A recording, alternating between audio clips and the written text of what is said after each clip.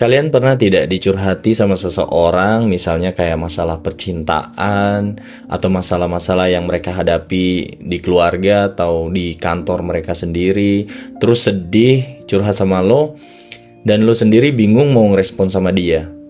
Waduh, gue harus ngapain nih untuk ngejawab curhatannya dia, dan gue harus kasih solusi apa nih sama dia? Yang bisa kita lakukan hanyalah, ujung-ujungnya solusi yang kita berikan hanyalah yang sabar aja ya. Pernah nggak? Kalau kalian pernah ngerasain hal ini, berarti kalian ada di video yang tepat. Karena di video ini gue mau ngebahas gimana caranya menjadi teman curhat yang baik atau menanggapi curhat dengan tepat. Karena apa?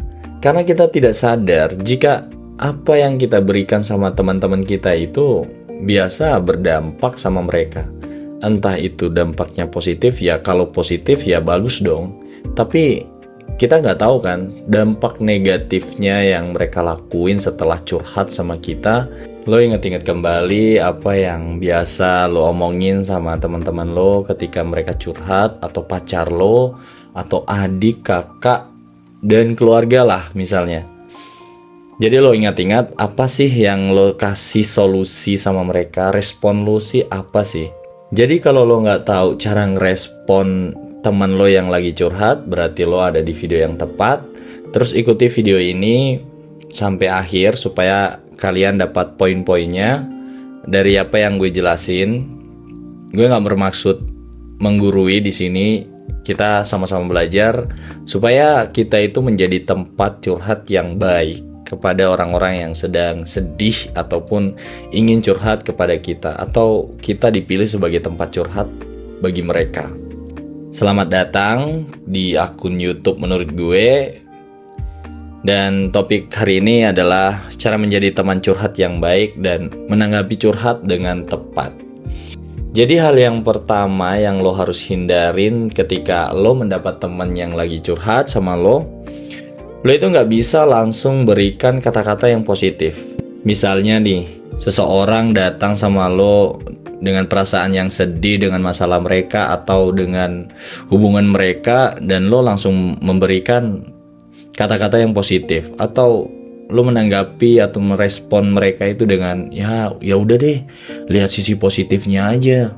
Untuk sebagian orang mendapat semangat ya bisa bikin seneng dan bahagia atau tambah semangat. Tapi kalau untuk orang dengan tingkat kepercayaan diri yang rendah, atau seseorang yang perasaannya masih buruk dengan masalah-masalah mereka, kata-kata penyemangat ini ya malah bikin masalah mereka ya jadi runyam.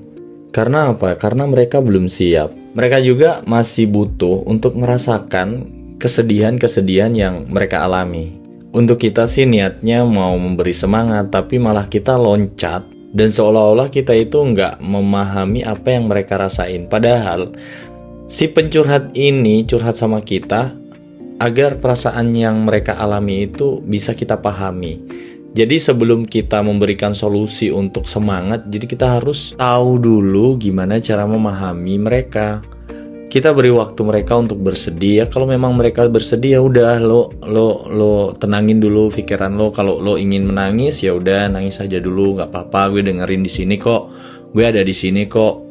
Setelah itu kalau lo tenang, gue bisa kasih lo solusi gimana caranya menyikapi masalah yang lo alami sekarang. Kenapa? Karena si pencurhat ini ingin kalau perasaan yang mereka alami itu ya dirasakan sama orang, dipahami sama orang.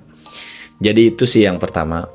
Terus yang kedua itu yang lo harus hindari adalah berkompetisi. Ketika ada orang yang curhat sama lo malah bandingin sama masalah lo sendiri. Ah itu mah biasa, gue pernah ngalamin yang lebih parah dari lo, gue pernah ngalamin yang lebih buruk dari lo. Ingat bahwa teman lo curhat sama lo bukan berarti mereka mengajak sesi siapa yang paling sedih dan siapa yang paling parah. Karena apa? Seseorang jika sudah memilih lo sebagai tempat curhat mereka, berarti lo adalah orang yang dipercaya sebagai orang yang paham sama masalah mereka.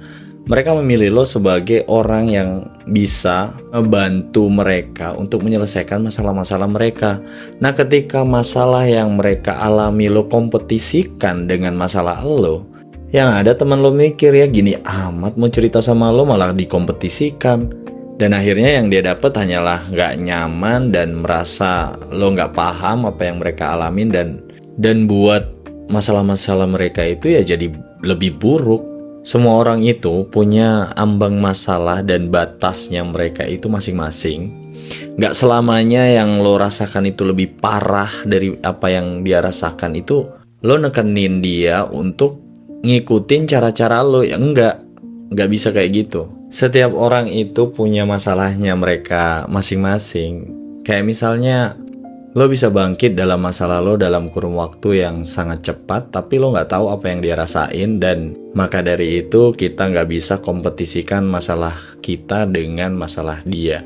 Kita gak boleh adu sesi masalah siapa lebih parah dari masalah siapa. Itu tadi yang gue maksud. Terus yang ketiga, jangan pernah melontarkan kata-kata kayaknya kamu kurang ibadah.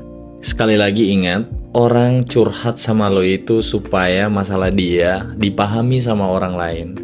Dan bukan masalah iman atau gimananya seseorang kepada Tuhan mereka sendiri.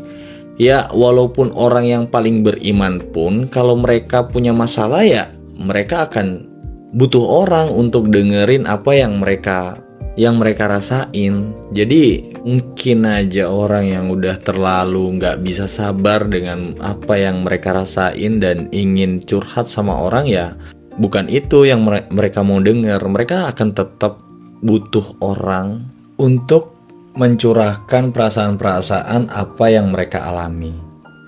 Terus yang gak boleh lo lakuin yang terakhir adalah maksain untuk denger curhatan dari orang lain. Ingat, lo punya batasan dari diri lo sendiri.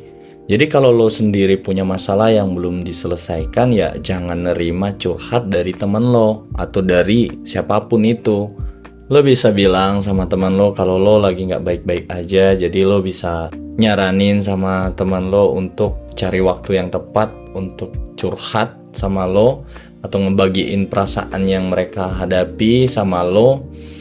Kalaupun mereka maksain untuk curhat sama lo, ya lo bisa saranin ke dia lagi untuk cari orang lain lah yang bisa dipercaya untuk nerima sama curhatnya. Lo kok jahat sih? Ya nggak jahat. Ya logikanya kalau misalnya lo lagi ada masalah, lagi nggak baik-baik saja, tapi lo malah nerima atau berharap bisa menyelesaikan masalah orang lain, ya nggak baik juga untuk lo sendiri. Nantinya lo nggak akan bisa fokus dengar masalah dia, ya nanti solusi-solusi dan respon-respon yang lo kasih sama dia ya malah nggak connect sama apa yang mereka cerita. Itu tadi adalah hal-hal yang lo gak bisa lakuin ketika ada orang yang curhat sama lo. Dan tipsnya supaya menjadikan lo adalah orang yang nyaman untuk diajak curhat, yaitu usahakan lebih banyak untuk mendengar tapi tidak langsung berkomentar. Jadi selesaikan dulu teman lo untuk cerita atau curhat sama lo. Setelah mereka selesai ngomong, baru lo mulai berkomentar sama dia, dan lo coba untuk mahamin apa yang dia rasain juga. Sambil tanya misalnya gimana sih perasaan lo sekarang, yang lo rasain sekarang gimana. Kemudian jangan lupa untuk merefleksikan kalimat-kalimat yang mereka bilang ke kita. Kayak misalnya nih, dia curhat atau ada orang yang curhat sama lo, ih gue sakit hati banget diginiin sama pasangan gue nih, misalnya kayak gitu. Terus lo jawab tuh, oh jadi lo sekarang lagi sedih ya gara-gara pacar lo kayak gini ya sama lo. Jadi fungsinya itu adalah untuk memberikan dia perhatian.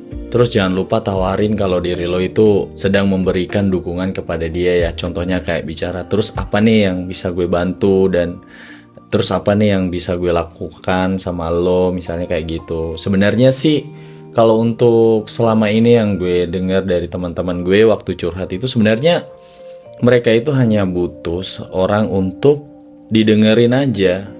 Mereka itu suka cerita tapi tidak ada yang mendengarkan apa yang mereka rasain atau paham apa yang mereka rasain. Jadi kebanyakan mereka itu yang curhat gak butuh solusi tapi hanya butuh didengerin. Jadi ini bisa terapin sama hubungan-hubungan lo. Cuman gue saranin sama lo, nggak semuanya masalah yang mereka hadapin itu tanggung jawab lo.